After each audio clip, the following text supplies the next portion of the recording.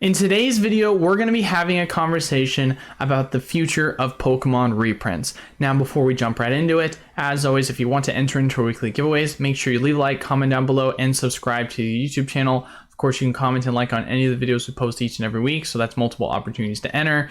And then we've got 3 winners each and every week, so multiple opportunities to win. If you want to support the channel or join the Discord community, of course, make sure you check any of the links down in the description below that we have an offer. Now, jumping into today's video. So there's going to be a lot to discuss in regards to, of course, the future of Pokemon reprints, what the implications that is going to look like, and of course, a couple of tinfoil hat theories that a lot of people have been discussing. So first part we're going to be starting off with is an article that was posted recently by the Safari Zone Collectibles. So if you don't already know, which you should be if you of course have been paying attention to prices, a lot of booster boxes have been increasing in general prices. You go to TCG Player, the only booster box that is not above $100 right now as it stands is Battle Styles, and it is at $98. Lost Origin is at around $115. You've got obviously prices for Chilling Reign and Fusion at $110 now, and they just keep going up, up, and up. What is going on? So, of course, with that, we have an article that was posted, or I should say, just something to read, that was posted on Facebook by Safari Zone Collectibles. If you want to, of course, take a look at this, you can read it yourself. I'm just going to give a general synopsis. So if you've been kind of following what's been going on in terms of the pricing, like we just discussed, this article goes to say that it feels as if it's very unusual. It doesn't seem to make a lot of sense why we haven't heard any word of product resupply. This is usually something that would happen by this time of year because the Pokemon company tends to like to do this during the holidays. I myself have even mentioned it, that as it currently stands, it's a very unusual thing that we haven't seen a lot of reprints happening. And so why, of course, this is happening is up to a lot of interpretation.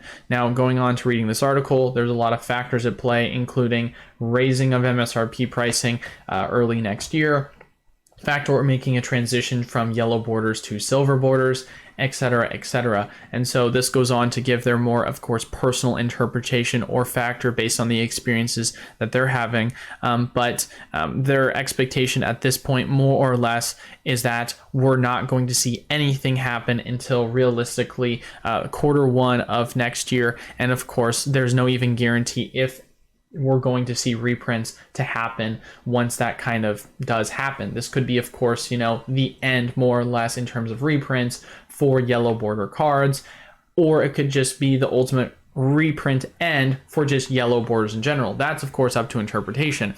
But one thing that is 100% for certain is that as it stands right now, we know that supply for distributor pages has been dwindling. And with that, of course, being said, as supply starts to dwindle, product prices are just going to keep going up because there's not really much that us online retailers or local game stores are able to provide in terms of affordable pricing, because when we just don't have a lot of product available, and then the distributors that are offering product are obviously continuously raising the prices based off of what market is, it makes it extremely difficult for us to, of course, get product out to you guys at an affordable price. So with this all being said, once again, going back to the start of the question, is this kind of the end when it comes to the future of Pokemon reprints? Now, a lot of people have obviously been asking that question, and you've had a lot of different theories. I think theory number one is this. Theory number one you've heard a lot of people say is, I think that this is it for yellow borders. We're going to the style of what Japan does with the silver borders, and we're not going to be seeing any sort of reprints for anything up until the silver border era. Now, I think that is very unlikely. I want to say that personally. I think that more than likely you're going to see reprints. Question, of course, and we'll get into that in a second. What is that going to look like? But for me personally, the Pokemon Company is very much intentional when it comes to everything they do. And I think with their own self-interest, they very much know that in order for Pokemon to survive, they have to really cater to the player base. And at the end of the day, if of course you just say to yourself, hey, we've got a whole second half of sets that are still in current standard rotation that we're just not going to reprint and just prices go to the moon, then obviously it's going to be super expensive for competitive players to be able to play the game. So that's just not in the general best interest of both Pokemon as a collecting slash player base. So I think more than likely reprints are going to come. When are these reprints going to come? Of course, my personal prediction is that this is going to come sometime in January or February. As I've mentioned many times before on this channel, the Pokemon Company loves to do their reprints sometime at the holiday season, and they like to do all their reprints all at once. Now, quite curious that hasn't happened, but going back to that main point that I said, they like to do things all at once. Well, what have we learned? Standard rotation, which was supposed to go out of rotation for the, of course, D era. If you don't know what that is, look up Pokemon Standard Rotation, you can understand more, but it basically just signifies which sets are going to about to go out of reprint. And there's no more reprint possibilities for them. D rotation was supposed to go out in sometime in August of September. They prolonged that until the start of Q1 of next year. We know, of course, there's going to be MSRP price increases as inflation continues to rise, and that was expected to happen sometime January, February, early next year. Kind of a coincidence that you would see that both of these things kind of line up with one another. Guess what's also going to happen once we get into the new era of Scarlet and Violet, which is coming out early next year? Transition from yellow borders to silver borders. Quite interesting, right? I think with all this being said, Pokemon Company once again loves to do everything all at once. I think more than likely you're going to see that exact same thing come to fruition with reprints. And with everything else happening all Q1 of next year, reprints are more than likely going to happen around the same exact time. Ultimate question now is, what is that going to look like? Is that going to mean that we're going to get a bunch of reprints for, the Sword and Shield era E rotation to what is now F rotation, and they're all going to be yellow borders? Or are we going to get like a second reprint, and now all the card reprints that are coming out are going to be silver borders? Of course, at the end of the day, I think that's something Pokemon is going to take into consideration, and the factors at B are going to mainly be how will this affect the competitive market. But if in their mind they have, let's say, a reprint of Evolving Skies, and the Evolving Skies reprint has silver borders, as long as that doesn't affect the general market in terms of the playability, it wouldn't surprise me if they did something like that, although there is no guarantee to it. If, of course, something like this were to happen, then I would feel a almost immediate emotional shift within the market when it comes to the way in which individuals look at things. For example, you've got first edition Pokemon and unlimited Pokemon. Now, the value of the stamp on top of course, the lower supply is going to, of course, make the difference between that and unlimited, which is why they tend to be so much more expensive. Not to mention, too, there's almost a nostalgic commoditic value that a lot of people really enjoy collecting first editions for over unlimited. Now, who's to say that you couldn't see a massive emotional shift in the market when you see that exact same thing happen with yellow borders and silver borders? It's almost as if yellow border cards are going to be the new first edition to the silver border cards, and people, of course, who are going to be getting Sword and Shield era product, if hypothetically we get reprints of it but with silver borders, they're going to look at Evolving Skies and be like, okay, you got Evolving Skies product, but I have the yellow border product, which is no longer in print and is much more expensive, much more valuable. You have the silver border, which is unlimited, still cool, but it's not nearly as valuable because of the scarcity of it all. And so I think you could potentially see something like that happen, come to fruition, if that was the transitional shift the Pokemon Company was going to do. Now, like I said before, there's no guarantee. It's entirely possible they just could, of course, just be prolonging these reprints for the yellow borders up until early next year once things start to go out of rotation, and just have the second half era of what's going to be the new standard rotation just get a bunch of reprints, but only time will tell with that.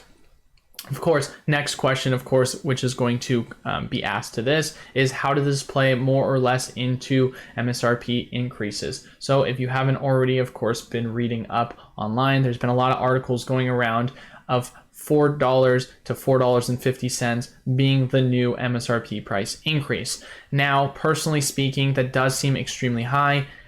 Does that rule it out? That's entirely possible that that's going to be the new price. I can't, of course, say that one way or another because I haven't gotten any direct confirmation from distributors, but it appears as if from a lot of other insider information sources that does seem to be most likely what's going to happen. And of course, as I've mentioned many times before, when it comes to my connections with distro, I have yet to hear any news in terms of course, future product reprints as it stands. So I'm just giving you everything that I know in terms of insider information that I am up to date on from my connections. With this, of course, being said, how is this going to affect the general market of future reprints, future Pokemon prices, etc., etc.? Now, I know that a lot of people always like to say Pokemon companies doing this because they're being greedy, etc., etc. This is a bad thing that's happening. Well, I first want to go on the record by saying I think this is actually a good thing that's happening. Obviously, if you weren't invested or didn't know what's been going on behind the scenes, when it comes to distro prices, prices have been going up for the past several years. We saw booster box prices go from mid 70s to upper 70s all the way to mid 80s, upper 80s. So with over a 10 to 15% price increase on, of course, distro prices within the past several years, it has obviously made it extremely expensive for a lot of course, game stores and online retailers to survive. So if it weren't for, of course, COVID prices, COVID pandemania, where you were able to sell battle styles at prices like 150, then they wouldn't have realistically been able to survive. Well, now that, of course, things have come back down to reality, booster box prices are now at $100, lower than $100, or we've seen that $100 price point again. It now makes it a lot more difficult for these retailers or local game stores to survive on such thin margins, with a lot of expenses not being taken into account. And so with that, if you look at the price of MSRP of $144, that has been a price that has yet to have changed whatsoever during the entire time of the pandemic. And so I think more or less this is just a price adjustment that the Pokemon company is making to help give some more breathing room to these local game stores so that they will be able to, of course, survive off of a decent margin, or at least a better margin than 5, 10, 15%. And that's not including expenses, like I said before, rent, employees, and so on and so forth. Now, what does that mean for the future of the low prices of Pokemon? I think this is what more than likely is going to happen. Instead of pre-order prices for booster boxes being $95, $100, I think the future of that is going to transition from $105, $110. I think in terms of the future of lows, Crimson Invasion, we saw booster box prices go in the 60s. Of course, with that, we saw Chilling Reign and, of course, Battle Styles prices go into the mid 70s. I think that the future of this is new lows are going to be low to mid 80s. So, of course, does that necessarily mean that we won't see booster box prices ever again in the 70s if there were to be a large reprint for low demand sets at the time? Of course not. But more than likely, you're just going to see a slight transitional shift when it comes to the general market. Yes, it's scary to think that if you do the math, $4.50 times 36, that's going to be $162 as the new MSRP price. But just like before, $4 times 36, which is $144, which is MSRP. When was the last time you saw a product that was actually at $144 that wasn't a high demand set like Evolving Skies or Brilliant Star? It's very rarely that you see something like that happen, unless of course you've got the pandemic pandemonia going on. So I think we're just going to see a slight transitional shift in the market that is going to give some breathing room for a lot of these online retailers and local game stores to be able to survive. And personally speaking, I think that at the end of the day, this is going to be better for the market as a whole. You might, of course, disagree with me on this, but I would personally say that the reason why it's going to be better is because if you look at how this has affected the general swing of things, when it comes to a lot of these price increases from distro, the people that have been hurt the most have been a lot of local game store owners, as well as the more or less smaller locally owned businesses, because of course, whether it be the fact that they're not able to grow as rapidly, they're not getting as good pricing because they're not buying at higher quantity, they obviously have higher expenses for those reasons. And of course, the new retailers, whether it be online or in store, are very limited in terms of what their allocated amount of product is, and they're trying to just spend what they can to increase their pricing allocations. It makes it extremely difficult as progressively prices keep increasing and being taxed on them, versus big box retailers and huge players in the market who have been around in the game for a while. They obviously have a lot better pricing because they're buying at such higher volume, so they're almost pricing out their competition when you do see distribution prices being raised. So that is obviously worse for the little guy, and then starts to develop monopolies, which ultimately at the end of the day I think is a bad thing, because you have to have competition in a market. Otherwise they can just run their competition out of business, and then when they've got no one to compete with, they can just charge whatever they want to charge, once of course they are the main market holders. So that's why I think this is personally going to be a good thing at the end of the day. Of course, you can always agree, disagree with me, but ultimately at the end of the day, this is just the future of what's going to happen with Pokemon. And of course, more than likely going to be the future of what's going to happen for reprints. I think, of course, at the end of the day, if you're going to be, complaining about the difference between, there's a huge reprint for one of the newer sets that was an extremely high demand, and I was only able to get it for $80 versus $75 this time around, then obviously, I think you've got your own self-interest at play with it, because when you think about the long-term implications, you're probably going to have a lot higher of a long-term viewpoint when it comes to the general pricing, because you're adding inflation into the factor, so it shouldn't greatly even affect you that much. And so I think you have to look at this, hindsight is of course 2020, and be able to see the long-term implications that this is going to play, which is the health of the market. And that's ultimately, at the end of the day, what the Pokemon Company is trying to take into consideration.